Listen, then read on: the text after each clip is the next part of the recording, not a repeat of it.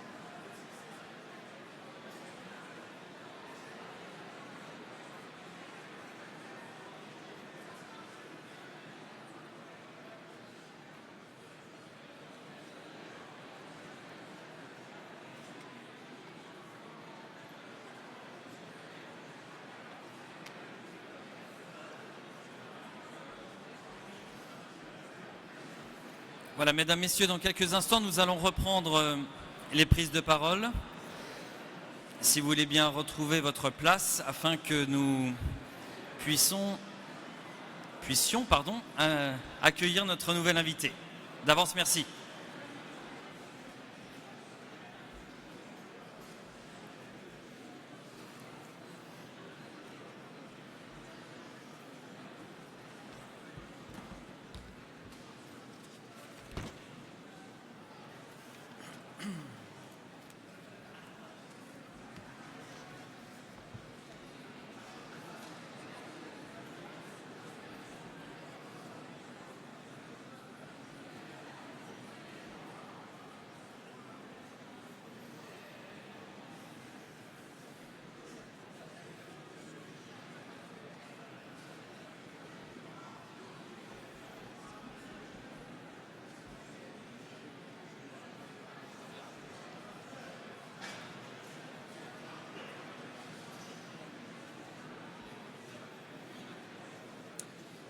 Il est midi passé de quelques secondes. Je vous demande votre attention, s'il vous plaît. Et aux derniers arrivants, j'en vois encore quelques-uns au fond de la salle. Si vous voulez bien prendre place, s'il vous plaît, afin d'accueillir notre nouvel invité.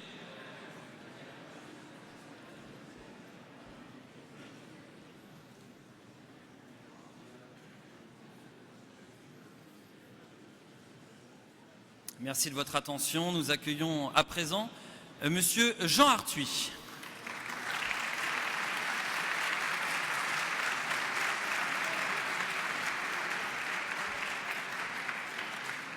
Monsieur Arthuis, bonjour.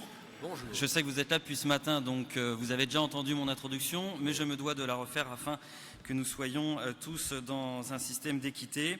Nous vous accueillons donc ici, la filière cheval vous accueille aujourd'hui afin de connaître votre position et vos intentions afin de maintenir une filière hippique forte, car ici, tous sont convaincus, la France a besoin d'une filière hippique, d'une filière cheval, plus généralement, forte. Cette filière représente, comme vous le savez, 70 000 emplois directs, non délocalisables, plus de 180 000 emplois au total, une activité ancrée dans nos régions, dans nos campagnes et dont le rayonnement dépasse largement les frontières de notre pays, puisqu'on peut être fier. On parlait tout à l'heure de cette capacité à dire qu'il y a des choses qui fonctionnent, puisque ce secteur est un des rares à présenter aujourd'hui une balance commerciale positive notamment au niveau des ventes. À exactement 17 jours du premier tour, nous sommes rentrés dans la dernière ligne droite pour cette élection présidentielle. Ils sont venus donc de toute la France écouter vos propositions pour donner un nouveau souffle à la filière cheval qui connaît de nombreux soubresauts depuis plusieurs années, et ce, malgré son système de financement vertueux salué à travers toute la planète. Des actions ont été et seront menées par l'institution des courses elle-même, mais quelles seront celles de votre gouvernement, si vous êtes élu, afin de rebooster, si vous me passez l'expression, la filière cheval? Quel type de partenariat renouvelé proposez-vous à la filière cheval? Bonjour à chacun d'entre vous, mesdames et messieurs. Je veux saluer les présidents de Bellègue, le président Édouard de Rothschild, le président Lecomte, qui ont convié les candidats à l'élection présidentielle à venir s'exprimer ce matin ici sur l'hippodrome de Saint-Cloud pour porter à votre connaissance leurs projets, leurs visions pour la filière équine. Je représente Emmanuel Macron. Le candidat que je soutiens aurait bien aimé être avec vous ce matin, mais il avait pris des engagements. Vous imaginez ce qu'est un agenda d'un candidat à l'élection présidentielle. Il est en ce moment même à Noisy-le-Sec, visitant un établissement d'aide par le travail géré par la Fédération française des handicapés. Et c'est dans ces conditions qu'Emmanuel Macron m'a demandé de le représenter ce matin. Et s'il m'a demandé de le représenter, c'est parce que j'ai, avec la filière, une certaine complicité, une certaine familiarité. Et c'est moi qui le conseille s'agissant de la filière équine et des enjeux. Oui, la France a besoin d'une filière hippique performante. C'est la conviction d'Emmanuel Macron. D'abord parce que le cheval est au cœur de notre civilisation. Sa place et son rôle marquent l'histoire du monde. Les peuples qui ont su domestiquer et canaliser son énergie ont pu bénéficier d'atouts compétitifs décisifs. C'est dire si le cheval a eu un rôle important dans notre histoire, qu'il s'agisse à des fins militaires, à des fins agricoles, les transports. Le cheval a subi la mécanisation, mais il a survécu grâce à la filière dont vous êtes les acteurs. Le second motif d'avoir une filière hippique performante en France, c'est que c'est une filière économique à part entière. Vous avez rappelé le nombre d'emplois concernés, qu'il s'agisse de l'entraînement, de l'élevage, qu'il s'agisse des autres métiers qui sont au service de la filière. Je pense aux vétérinaires, je pense aux maréchaux ferrants, aux prestataires de services. C'est aussi pour le monde rural, pour les territoires ruraux, un atout extrêmement important. Moi-même, je réside dans le département de la Mayenne. Croyez bien que le cheval y occupe une place importante et que de nombreux emplois en dépendent. C'est donc une filière économique à part entière et nous devons tout mettre en œuvre pour la préserver. Oserais-je dire aussi que les hippodromes, si nombreux en France, plus de 240, participent à l'animation de la vie locale. Et c'est sans doute sur les hippodromes, lieux de rassemblement populaire, de spectacle aussi, et de passion, que se cultive une certaine relation avec le cheval. Et puis, si nous avons besoin en France d'une filière hippique performante, c'est aussi parce que c'est un sport de très haut niveau, à part entière dans notre culture. Je pense naturellement aux sports équestres, aux courses hippiques qui font briller les couleurs de la France dans le monde entier. Le cheval est également mis à contribution dans l'hippothérapie. Pour des usages civils ou publics, il y a encore des chevaux de travail et c'est aussi un merveilleux compagnon de loisirs. Le tourisme peut également se développer par des randonnées équestres. Mais la filière souffre, on l'a dit ce matin à maintes reprises, elle souffre parce que son financement s'étiole, fléchit. Elle souffre parce que notre pays traverse une crise économique et qu'il y a forcément une relation étroite entre la conjoncture générale, nous sommes en crise économique, en stagnation depuis une bonne dizaine d'années, en déficit d'investissement, et ceci pèse naturellement sur l'environnement de la filière hippique. Et puis, il y a eu plusieurs événements. Je pense à la loi que nous avons promulguée au mois de mai 2010, qui porte régulation des jeux en ligne et qui les ouvre à la concurrence. C'était un moment très difficile, mais chacun était conscient que se développaient des jeux par Internet, des jeux clandestins, qui ne restituaient rien à la filière et aux acteurs et aux organisateurs qui assurent la régularité des compétitions hippiques. Il fallait y mettre bon ordre, tel fut l'objet de cette législation. On a mis en place une autorité de régulation des jeux, l'ARJEL. Ceci, naturellement, a fait naître une concurrence, notamment avec les jeux sportifs. Il y a eu également la décision prise par la Cour de justice européenne le 12 mars 2012, qui a remis en cause la fiscalité de la TVA, qu'une loi de finances pour 2003 avait décidé, c'est-à-dire le régime agricole, la TVA à 5,5%, mais sur saisine de la Commission européenne, la Cour de justice a considéré que la pratique française n'était pas régulière et qu'il fallait y porter remède. Dans un mouvement d'assez grande précipitation, le gouvernement a cru devoir légiférer instantanément. Il en est résulté une législation pour le moins complexe, dont la cohérence apparaît quelque peu douteuse. Croyez bien que le projet d'Emmanuel Macron est de sortir la France de l'ornière où elle risque de s'enliser. Il entend redonner des marges de liberté à tous ceux qui entreprennent. Et je sais que les acteurs de la filière hippique sont des entrepreneurs. Des marges de liberté à tous ceux qui entendent aller de l'avant. Il est donc à votre écoute pour établir la confiance chez tous les acteurs de la filière. Son projet porte simplification du droit du travail et entend organiser des négociations au plus près du terrain et des activités.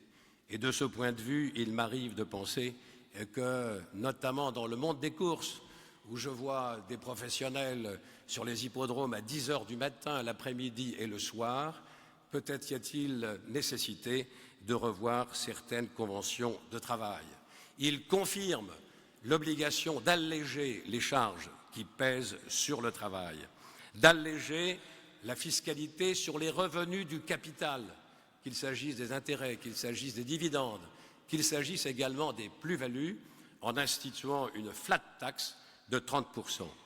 Il insiste également sur la nécessité de supprimer l'ISF pour tous les biens qui contribuent à l'activité économique.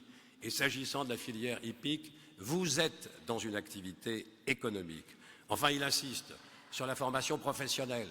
Et à cet égard, je voudrais dire l'importance que nous accordons à l'apprentissage, avec le souhait que les apprentis puissent peut-être aller passer quelques mois, sinon une année, dans d'autres pays que leur pays maternel, pour se préparer eux aussi à voir quelles sont les pratiques dans d'autres pays. L'apprentissage reste la voie royale pour permettre aux jeunes d'entrer dans le monde du travail. Il a prévu également un important volume de crédits pour aider à l'investissement, à la modernisation, aux recherches. Vous aurez à vous familiariser avec toutes les conséquences de la numérisation et à vous approprier ces nouveaux instruments de travail. Nous avons bien compris que la TVA est au cœur de vos préoccupations. L'Europe est en cause à cet égard, et l'Europe est au cœur de la vision d'Emmanuel Macron et de son projet. La France doit avoir l'ambition de prendre part au leadership de l'Union européenne. Il ne suffit pas, comme on le fait depuis plusieurs décennies, à la veille des élections, de manifester des critiques pour l'Europe et ensuite de se mettre parfaitement en ligne avec les options européennes. Moi, j'attends un président qui soit au volant et qui participe au leadership de l'Union européenne. Et je me permets de vous dire aussi que si l'on veut sauver la filière, il ne faut surtout pas s'aventurer dans des schémas qui tendraient à sortir de l'Europe et à sortir de la zone euro. Ceci aurait des conséquences économiques dramatiques. La filière aurait quelque peine à supporter un tel choc. L'urgence, c'est de faire converger nos législations sociales, fiscales, environnementales. C'est d'éviter aussi de surtranscrire les directives européennes. Il y en a une, par exemple, sur la lutte contre le blanchiment de l'argent sale, et on a quelquefois tendance, ici en France, à surtranscrire. Il y aura une directive qui doit s'appliquer dans les prochains semestres, limitant à 2000 l'encaissement en espèces. Mais il semblerait que certains pays, je pense à la Grande-Bretagne, ce qui sera un phénomène éphémère dans la mesure où Mme Theresa May a enclenché le processus de sortie de la Grande-Bretagne de l'Union européenne. Donc, dans 2 ans, les Britanniques ne seront plus dans l'Union européenne, mais les Irlandais y seront encore, alors qu'ils n'entendent pas adopter les mêmes dispositions. Sur la TVA, je veux vous dire que nous sommes à la veille de la réouverture de la directive TVA et qu'à cet égard, nous pouvons nourrir des espoirs fondés de révision de la législation.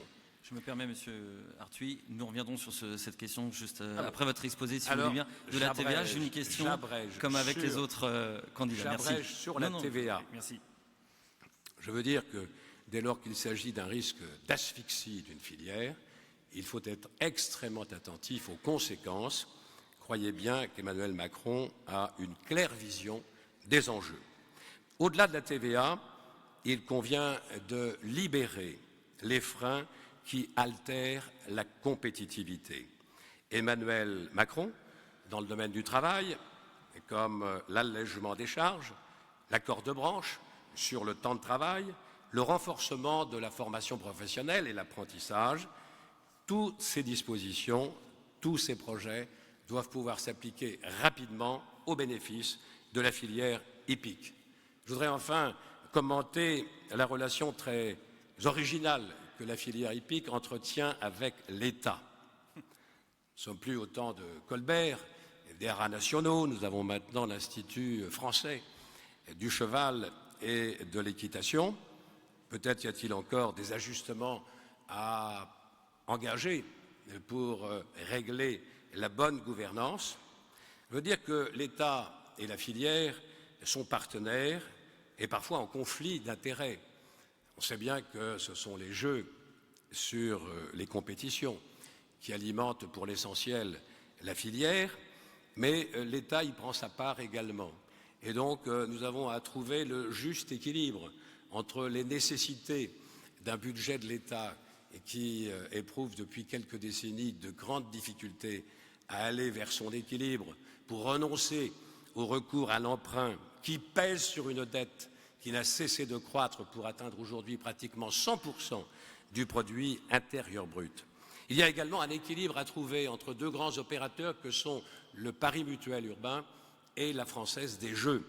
Et à cet égard, je voudrais rappeler que lorsque nous avons examiné et voté le projet de loi portant ouverture des jeux en ligne et ouverture à la concurrence, nous avons à l'article 3 inscrit qu'il convenait de veiller au développement équilibré, au développement équitable des différents types de jeux afin d'éviter toute distorsion économique des filières concernées. J'ai été attentif à l'émoi qu'a suscité la tentative d'expérimentation d'un live betting au profit de la Française des Jeux. Je veux saluer la très forte mobilisation que vous avez organisée et qui, semble-t-il, a été entendue par un gouvernement imprudent, puisque le dispositif a été suspendu. Je pense que nous n'échapperons pas à la concurrence. Nous ne pouvons pas avoir des convictions libérales et renoncer au principe de la concurrence. Mais dans ce qui nous concerne, nous devons savoir qui fait quoi. Et la difficulté que ressent peut-être la filière par rapport à son partenaire étatique, c'est qu'il y a au moins 6 ministères qui s'occupent des questions relatives à la filière équine. Il y a le ministère de l'Agriculture, le ministère du Budget pour des raisons que chacun comprend, Le ministère de l'Intérieur, le ministère de la Santé, lutte contre l'addiction au jeu. Il y a également le ministère des Sports et certainement le ministre chargé des Affaires européennes. Et en tout cela, je ne suis pas sûr qu'il y ait au plan gouvernemental ou qu'il y ait eu jusqu'à maintenant une vraie coordination. C'est la raison pour laquelle nous plaiderons pour qu'il y ait au moins un délégué interministériel qui puisse avoir main sur l'ensemble des ministères concernés et que toute décision fasse l'objet d'études d'impact afin de mesurer avec la plus grande précision possible les conséquences de telle ou telle novation.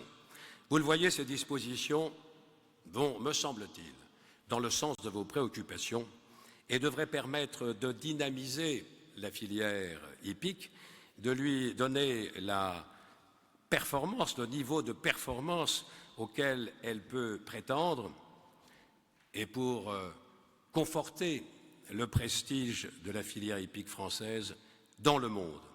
Nous avons tous un devoir de vigilance, nous savons ce qui s'est passé dans d'autres pays qui ont engagé imprudemment des réformes, je pense à l'Italie notamment. Et je voudrais, avant de conclure, exprimer un souhait personnel. Moi, qui ai été enfant dans le Grand Ouest, dans la Mayenne, il était fréquent que le dimanche, avec mes parents, nous allions aux courses. Et c'est dans ces conditions que s'établit un lien particulier, une relation culturelle. Donc je crois que les hippodromes doivent rester des lieux de fête, de convivialité, des lieux d'événements. Et à cet égard, je suis un peu triste lorsque je vois des hippodromes sans spectateurs. Il faut certainement réécrire une histoire, un lien particulier avec le public et élargir ce public. Ceci me paraît particulièrement important. Également, écrire l'histoire de certains chevaux, de certaines écuries, de ne pas hésiter à cultiver un lien, une relation particulière avec le public. Je vois se développer, lorsque je rentre tard chez moi le soir, il m'arrive de me mettre devant la chaîne Equidia et je vois des courses dans des pays lointains, en Amérique du Sud, et je me dis, mais au fond, quelle relation a-t-on avec ses compétiteurs et quelle différence a-t-on fait entre le tirage du loto et de telles compétitions? Donc je pense qu'il y a certainement la nécessité d'un recentrage. Ce sont des observations très personnelles et ne lui accordez pas plus que ce qu'elle mérite. Je crois que ce qui nous attend tous, c'est un travail très exigeant. Vous avez entrepris des réformes et je ne saurais trop vous encourager à prolonger dans ce sens. Nous vivons tous une période qui est particulièrement délicate, que nous devons assumer avec confiance et avec optimisme. En tout cas, je veux vous dire qu'Emmanuel Macron a la plus grande considération pour vos préoccupations, qu'il entend tout mettre en œuvre pour que la France ait une filière hippique qui soit particulièrement performante. Ayant dit cela, je vous remercie de votre attention.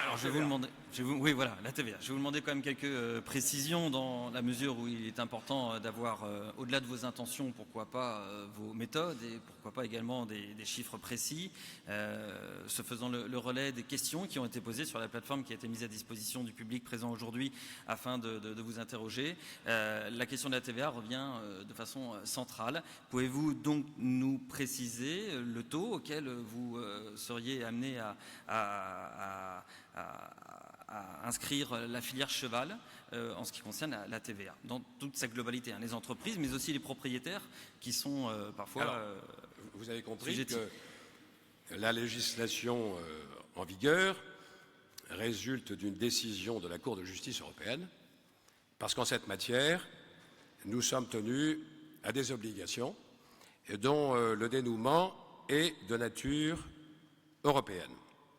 De ce point de vue-là, je veux vous dire que nous avons une heureuse évolution. D'abord, j'ai trouvé que le gouvernement de l'époque, c'était à la fin de l'année 2012, dans une loi de finances rectificative, a inscrit un peu précipitamment les nouveaux taux de TVA et lorsqu'on les prend en considération, on a du mal à trouver la logique et à trouver la cohérence de ces taux. À la vérité, j'ai regardé ce qui se passe dans d'autres pays de l'Union européenne, c'est un peu la même chose chez nos partenaires. Nous aurons le souci de simplifier, de clarifier.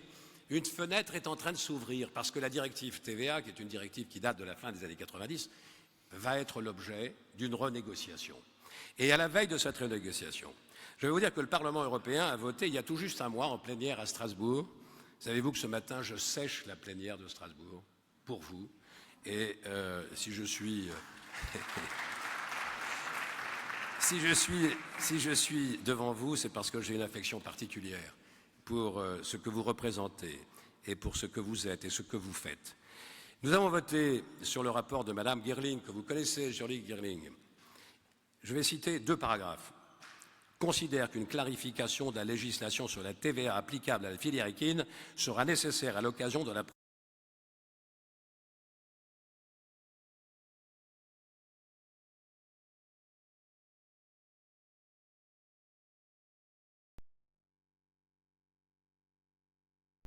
une plus grande flexibilité dans la mise en place d'un taux de TVA réduit pour toutes les activités de la filière et estime que cette clarification devrait permettre de disposer d'un cadre harmonisé, sûr et adapté, de taux réduits de TVA en laissant suffisamment de souplesse aux États membres au sein de leur politique fiscale. Cette directive va être réouverte à la fin de cette année et pour conforter mon optimisme, j'ai entendu récemment une déclaration du commissaire chargé de la flexibilité qui a confirmé qu'en effet, on laisserait aux États une plus grande possibilité d'adaptation. Donc, nous soutiendrons ce dispositif et au plan européen, nous serons à l'œuvre pour ramener le taux à un niveau inférieur. Alors, ce qui avait été fait en 2002 était plaisant puisqu'on avait mis le taux à 5,5. Mais la Commission a dit, voilà, 5,5, c'est pour les produits alimentaires. Si la TVA est à 5,5, c'est parce que ce sont des produits destinés à l'alimentation de nos concitoyens et que dans ces conditions, il convient d'en réduire au maximum le taux. Jusqu'au jour où on s'est dit, oui, mais est-ce que les chevaux de course, est-ce que les chevaux de sport sont destinés à l'alimentation humaine? Et c'est là qu'est né le litige contesté par la Commission devant la Cour de justice. Nous allons revoir ces dispositions. Je voudrais ensuite faire un commentaire personnel. Je connais un petit propriétaire qui, pendant un temps, n'était pas assujetti à la TVA. Et quand son cheval gagnait, heureuse circonstance, le prix était de 100, il était crédité de 100. Et puis ce petit propriétaire, un jour, parce qu'il avait 3 ou 4 hectares et 1 ou 2 poulinières, s'est assujetti à la TVA. Et quand par hasard son cheval gagnait, que le prix était de 100, il touchait 120. Et je me suis dit, mais alors, comment se fait-il que les sociétés mères puissent verser un tel supplément? Mais c'est qu'en fait, lorsque le PMU verse aux sociétés mères les fonds qui leur reviennent au titre de l'organisation de ces compétitions, de ce que coûte la régularité des courses, l'entretien des hippodromes et puis les rétributions versées aux propriétaires, aux éleveurs, aux entraîneurs, aux jockeys, aux drivers, mais c'est que la somme que perçoit la société mère est affectée d'un montant de TVA. Et donc, lorsque la société mère verse au propriétaire un supplément correspondant à la TVA, ça ne lui coûte rien parce qu'elle le déduit du montant de TVA qu'elle aurait dû verser au Trésor public.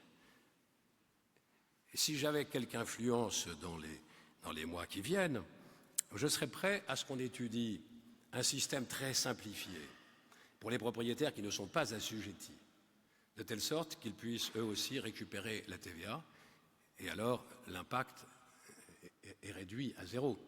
Donc je ne dis pas ça pour renoncer à un abaissement du taux de la TVA, qui est d'autant plus nécessaire qu'il y a également dans la filière hippique les centres équestres et les sports équestres, et qu'il y a eu un choc très fort dans les pratiques de l'équitation, lorsque le taux de TVA a été révisé à la hausse.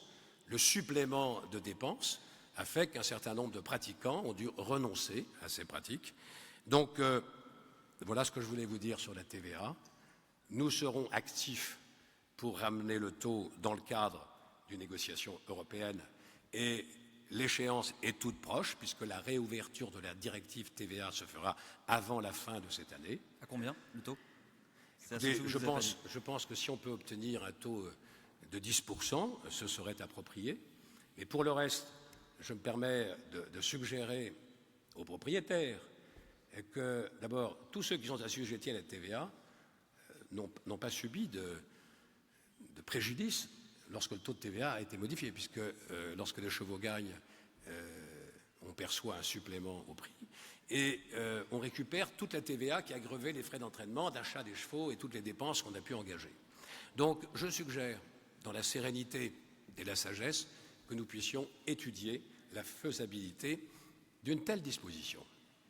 Merci d'avoir été très complet sur ce point important. On l'a dit, redit, je pense qu'on continuera de le dire. Merci, Monsieur Arthuis. Si je peux vous demander en revanche d'être un tout petit peu plus concis sur les deux questions qui me restent. Pardonnez-moi. S'il vous plaît. Non, point du tout, mais voilà. Un mot sur, s'il vous voulez bien, l'équilibrage dont l'État doit être le garant. Vous l'avez dit d'ailleurs dans votre discours, votre exposé général. Oui, absolument, mais peut-être précisément, comment veiller à ce que la FDJ et le PMU soient bien sur le même plan? Je pense qu'il faut d'abord que vous définissiez bien vos stratégies. Et il m'arrive de penser que le PMU a intérêt, peut-être, mais là c'est une réflexion très personnelle, à se centrer sur les compétitions hippiques et les paris hippiques. Parce que si on va sur un terrain qui est le terrain du voisin, le voisin sera tenté de sortir de son propre champ. Donc là, je fais confiance à la filière et aux acteurs. Macron n'est pas pour un État qui s'occupe de tout et décide de tout. On est dans une logique de liberté, parce que la liberté, c'est l'école de la responsabilité.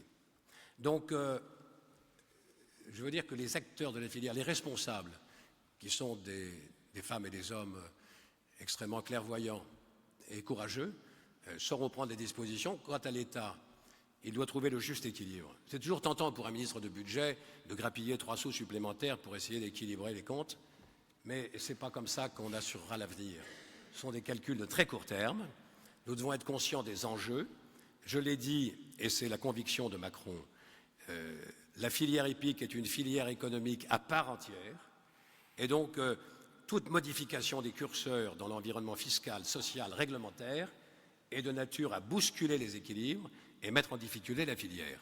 Donc nous devons la traiter avec une extrême attention et une grande vigilance. Et veiller à ce que l'article 4, le 4e alinéa de l'article 3 de la loi de mai 2010 sur l'ouverture aux jeux en ligne et à la concurrence soit parfaitement respecté.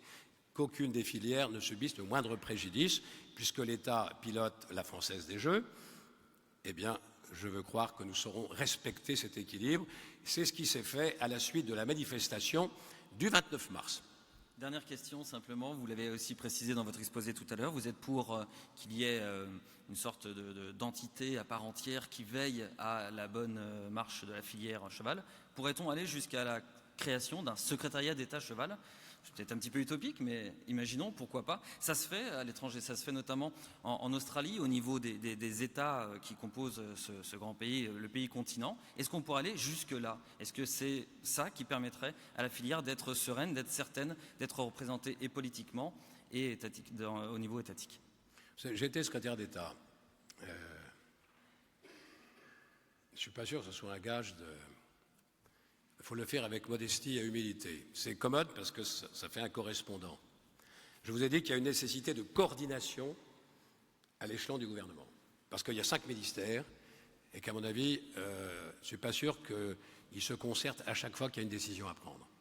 Et donc, on a besoin d'un délégué interministériel, pas trop éloigné du Premier ministre, pour assurer cette coordination et veiller à toutes les conséquences. Je crois qu'il y avait une question également sur les rythmes scolaires. C'est ma dernière question, mais comme vous avez été très concis, c'est ma dernière question en effet. Quid des rythmes scolaires qui ont beaucoup atteint les centres équestres ces derniers mois? Ça, c'est encore une décision prise par un gouvernement qui l'a fait dans la précipitation. Macron a dit très clairement qu'il voulait décentraliser, transférer les plus grandes responsabilités possibles aux échelons locaux et notamment aux municipalités. Et s'agissant des rythmes scolaires, il place la responsabilité dans la main des municipalités. Les municipalités qui veulent renoncer à cette réforme le décideront, et celles qui veulent aménager le feront à leur convenance. C'est ça la décentralisation. la déconcentration, la liberté et la responsabilité. Et dans ces conditions, je ne doute pas que les responsables de centres équestres entretiennent avec les municipalités des relations de partenariat confiantes et qu'ils sauront trouver les bonnes dispositions pour libérer des plages horaires et rétablir la pratique, l'initiation à l'équitation. Merci Jean Arthuis.